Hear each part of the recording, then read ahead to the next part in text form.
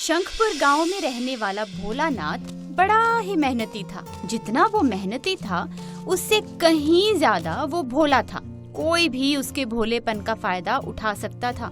उसी गांव में सूरजपाल रहता था। वो देखता है कि भोला बहुत ही मेहनत से खेती करके काफी कमाई कर लेता था, तो वो प्लान करता है कि कैसे भी करके भोलानाथ के साथ पार्टनरशिप में वो जुड़ जाए। भोलानाथ मेहनत करेगा और वो बैठे बिठाए उससे पार्टनरशिप के नाम पर मुफ्त की कमाई खाता रहेगा।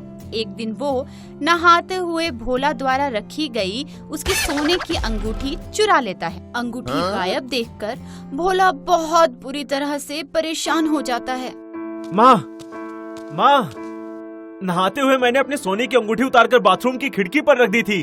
पता नहीं कहाँ चली गई। हो, तुझे निकालने की जरूरत क्या थी? एक वो सोने की अंगूठी थी जो आड़े वक्त की गरीबी में काम आ जाती, वो भी तूने खो दी। माफ कर दे माँ। अब खेत पर संभाल कर जाना, वहाँ भी कुछ गड़बड़ मत कर देना। भोला अपने बैल हाँकता हुआ खेत पर पहुँचता है, जहाँ उसकी मुलाकात सूरजपाल से होती है। सूरजपाल के पहुँचने पर वो सारी की सारी बात उसे बता देता है। बस इतनी सी बात? अरे जो किसी को पता नहीं होता ना, वो भगवान को पता होता है। अभी मैं भगवान से कहता हूँ, वो बता देंगे कहाँ है। भगवान से? हाँ, भगवान से प्रार्थना करते ही वो मेरी प्रार्थना सुन लेते हैं। भगवान कह रहे हैं कि तुम्हारी अंगूठी तुम्हारे आंगन में लगे पौधे के गमले में है। और सचमुच भोला को अपने आंगन में पौधे के गमले में गड़ी अंगूठी मिल जाती है।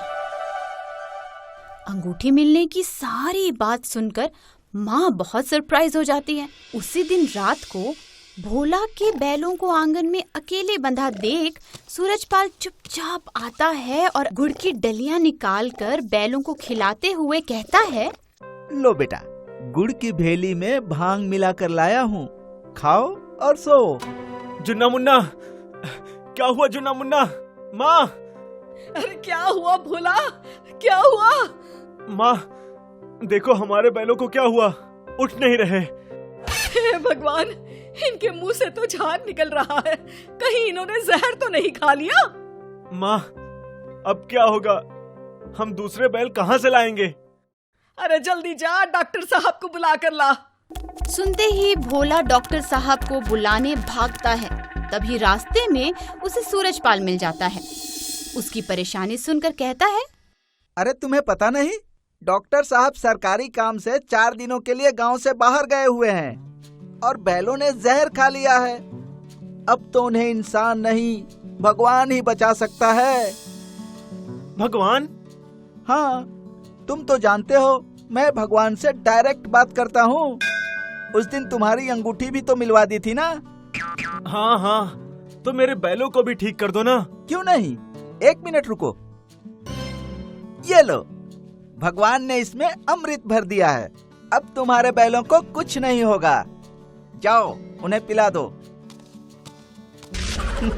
तुम्हें क्या पता भोला, ये भांग का नशा उतारने के लिए मैं पहले ही बना कर लाया था। इसे पीते ही बैलों पर से भांग का नशा उतर जाएगा और तुम समझोगे भगवान ने बचाया। और सचमुच बैलों को पिलाते ही दोनों बैल कुछ ही देर में खड़े हो जाते हैं। वो बैलों को लेकर खेत पर पहुंचता है, तभी एक तरफ आया सूरजपाल उसे खेती करता देखता है। 2 एहसान बहुत हो गए इसे बेवकूफ बनाने के लिए। अब पासा फेंकता हूँ। क्यों भोला भाई, बैल ठीक हो गए तुम्हारे? सब आपकी मेहरबानी है सूरजपाल भैया, आप ना होते तो मेरा क्या होता। उस दिन अंगूठी मिल गई, आज बैल ठीक हो गए।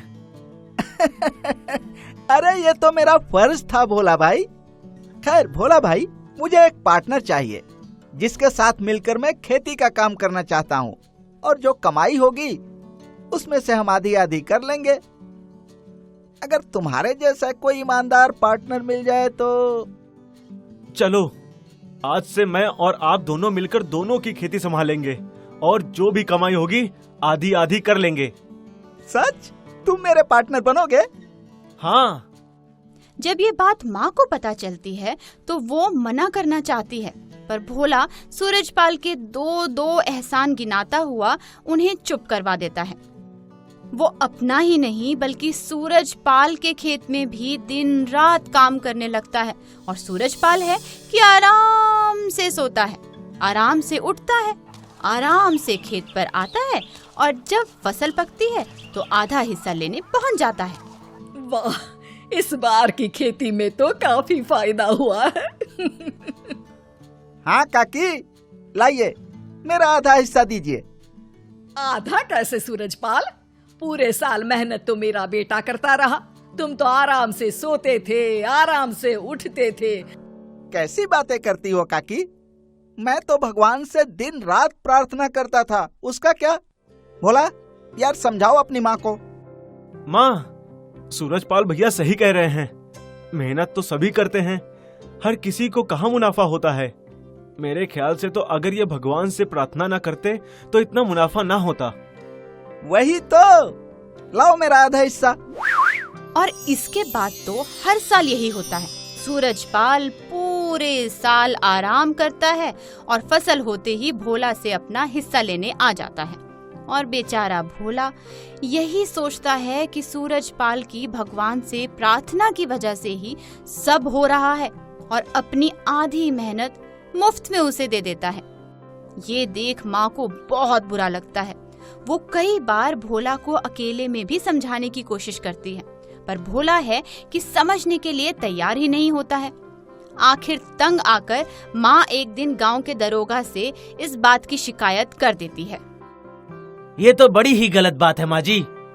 वही तो दरोगा साहब, पर मेरा बेटा इतना भोला है कि समझता ही नहीं। ठीक है, आज शाम को मैं उन दोनों को पुलिस स्टेशन बुलाकर फैसला करता हूँ। और शाम को दोनों ही दरोगा के सामने हाजिर होते हैं। हमसे क्या गलती हो गई दरोगा साहब? कोई गलती नहीं, थोड़ा काम करवाना है तुम दोनों से। इन बोरियों में 1-1 किलो चावल और गेहूं मिक्स है। इसे तुम दोनों को अलग अलग करके कल ले आना है। मतलब एक बोरी में सिर्फ चावल और दूसरे में गेहूं करके ले आना, समझ गए? और नहीं लाए तो फिर समझ लेना। नहीं नहीं, कर देंगे दरोगा साहब, इसमें क्या बड़ी बात है। हाँ हाँ, गेहूं चावल अलग ही करना है ना, थोड़ी मेहनत लगेगी, हो जाएगा। माँ जी, जैसे ही आपका बेटा गेहूं चावल अलग करके 2 बोरी बनाए, आपको उसकी बोरियों से इन दोनों बोरियों को रात में ही चुपचाप बदल देना है। क्यों दरोगा साहब? आप बदल देना, क्यों का जवाब आपको कल मिल जाएगा। यहाँ घर जाते ही भोला दोनों बोरे खाली करता है और उसमें से गेहूं और चावल चुन चुन कर अलग करता हुआ एक सिर्फ चावल की और दूसरी सिर्फ गेहूं की बोरे तैयार करके सो जाता है। तभी माँ दबे पांव आती है और उसकी दोनों बोरे से अपने दोनों बोरे बदल देती है। वहाँ सूरजपाल अपने दोनों बोरों को देखकर सोचता है, चावल गेहूं अलग करना तो बड़ी मेहनत का काम है। रात भर में अब तक तो भोला ने अलग कर लिया होगा, जाकर उससे अपनी बोरी बदल लेता हूँ। सूरजपाल भाई, आपने अपनी दोनों बोरी तैयार कर ली? हाँ, रात को भगवान के सामने रखकर प्रार्थना की और दोनों बोरी के गेहूं चावल अपने आप अलग होकर 2 बोरी बन गए। भगवान ने कहा तुम्हारी भी दोनों बोरी ले आऊं, उन्हें भी अलग कर देंगे। अरे, मेरी दोनों बोरी मैंने रात भर में अलग कर ली है। हाँ, लेकिन तुम्हारे काम करने में और भगवान के काम करने में फर्क होता है ना। चावल की बोरी में एक भी गेहूं या गेहूं की बोरी में एक भी चावल दिख गया तो दारोगा नाराज हो जाएंगे।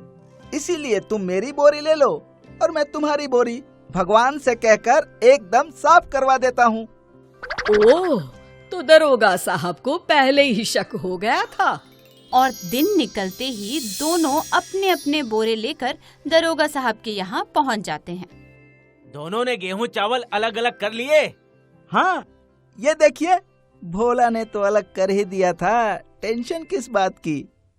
ये क्या है बेवकूफ, ये तो जैसे मैंने दी थी तुम वैसे ही लेकर आए हो। हाँ? ऐसा कैसे हो सकता है? ये तो मैंने रात भर भगवान के सामने रखकर साफ करवाई थी। हाँ दरोगा साहब, इसने साफ करवाई थी और वो बोरी मुझे दे दी थी और मेरी बोरी ये ले गया था। लगता है मुझसे साफ करने में गलती हो गई। अच्छा, तुम्हें दे गया था? दिखाओ। अरे इसी ने तो कहा था, इसने भगवान से कहकर गेहूं चावल अलग करवा दिए थे। कौन सा भगवान? जो इनके कहने पर हमेशा इनके सारे काम करते हैं। ऐसा? तो अब मैं तुझे पीटने वाला हूँ सूरजपाल। बोल तेरे भगवान को तुझे बचाए। माफ कर दीजिए दारोगा साहब, मैं तो भोला के भोलेपन का फायदा उठाता था। कल भी मैंने अपनी बोरी इसकी बोरी से बदल दी थी, क्योंकि मैं जानता था इसने बोरी साफ कर ली होगी। मैं जानता था तू ऐसा ही करेगा। इसने तो बोरी साफ कर दी थी, पर तेरी बोरी बदलने आने से पहले ही मैंने माजी से कहकर बोरी बदलवा दी थी। अब भोला को अपनी सच्चाई बता, वरना। बताता हूँ। माफ करना भोला, मैं आज तक तुम्हें बेवकूफ बनाकर अपना उल्लू सीधा करता आया था। मैंने ही तुम्हें अपने भगवान के चक्कर में फंसाने के लिए तुम्हारी अंगूठी चुराई थी, फिर उसे तुम्हारे आंगन के गमले में डाल दी थी। मैंने ही तुम्हारे बैलों को गुड़ में मिलाकर भांग खिलाई थी, फिर मैंने ही उन्हें ठीक करने का नाटक किया। क्या? इसका मतलब तुम इतने सालों से मुझसे धोखेबाजी करते रहे? हाँ, और इतने सालों की धोखेबाजी की ये सजा है कि इसकी सारी जमीन अब तुम्हारे नाम कर दी जाएगी। नहीं नहीं, ऐसा मत कीजिए दारोगा साहब। आज के बाद मैं अपनी ही नहीं, भोला की भी जमीन में उतने साल तक खेती करूंगा जितने साल इसने की थी। आज के बाद मेरी समझ में आ गया है, भगवान भी अंत में उसी की मदद करते हैं जो मेहनत करता है।